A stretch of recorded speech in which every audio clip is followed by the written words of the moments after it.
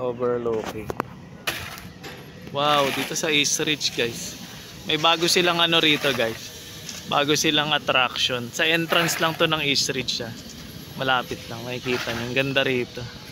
Overlooking. Tanaw na tanaw yung ano, Laguna Lake. Ang taas. Nakakatakot. Ang ganda guys. Tapos meron din i-develop na ano rito. Parang subdivision sa baba niya. Bago pa lang. Eh, mahal siguro ng lupa rito. Anyway, ito yung bagong ano ng ano.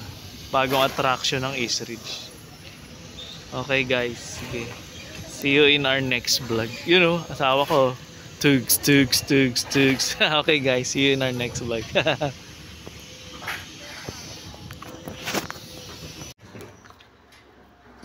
Hello guys. Dito kami sa Angono Petroglyphs. Ito yung entrance guys.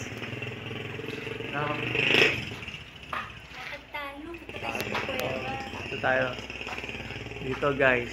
Kita nyo. Ang ganda. Uy, may paniki. Lumabas. Paniki. Wow. Dito yung entrance. Oh, dahil may mga butas-butas. Ba't yan may mga butas yan guys? Sa tingin nyo? Binutas ba nila to o dati na talagang ganito? Siyempre yung mga sinaunang tao ang gumawa nito guys. Tapos may ilaw-ilaw pa yung ano nila papasok. Ganda. Asan may sulat-sulat? Free administration dito guys. Free registration. Papa-register lang daw kayo sa loob. First time namin makarating dito. Parking din free po guys. Ando sa labas. Nag-park po kami. Ayan. Yan. First time namin makapasok dito sa tunnel ng ano, Angono Petroglyphs.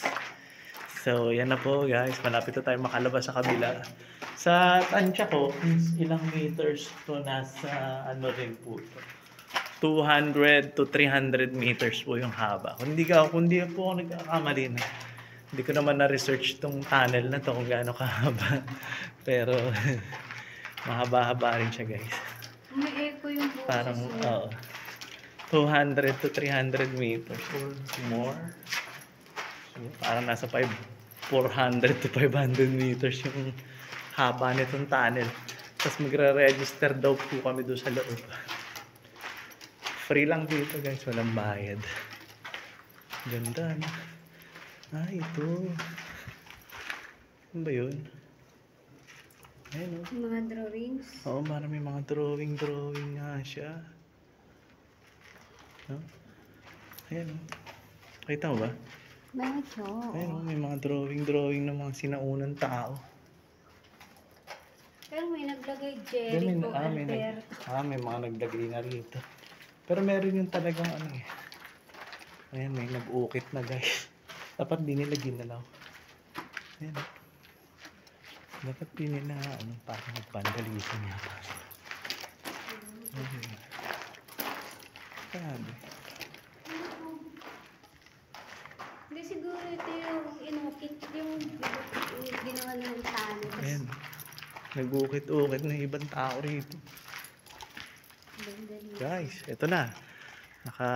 Ito yung kabilang dulo ng tunnel. Gubat-gubat siya guys. Ang ganda. Wait lang. Muulan. Maambon. Maambon guys. Yun, maraming tao. Maambon. Yun natin. Saan ang papunta nito? First time namin makapasok dito. First time. Malayo pa ba ito?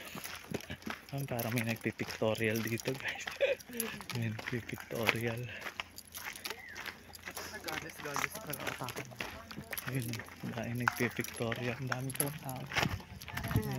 Entrance pa lang yata yun guys. Wala pa kami sa pinaka mga parang hieroglyphics. Yung mga sulat ng mga sinaunang tao. Nasaan? Doon, meron yan doon eh. May nakita ako. Malayo-layo rin pala yung papasok. And guys, welcome to Angono Petroglyphs. Sabi niya na 9 o'clock ang opening. Eh, parang kanina pa tong mga to. Baka din sa kabila na. Baka sa kabila dumaan tong mga to. Nagloloko tayo ng ang daming cactus guys. Oh. Parang gusto kong kumuha. Parang ano lang, tumutubo lang siya. Oo, ayun oh, may ugat siya. Asawa ko. Ano? Kukuha tayo mamaya po. Ayun oh, Mamaya na pagbalik. paglabas. Ang ganda guys, may mga Ayan cactus. o. Oh. Pulutin na natin mamaya. Huwag yan, patay na yan. Ayun oh, yung mga nandyan. May ugat. Kukuha tayo. Makihingi tayo. Ang ganda pala rito guys. Dalawang piraso lang. Isang piraso lang po. Ang dami pa.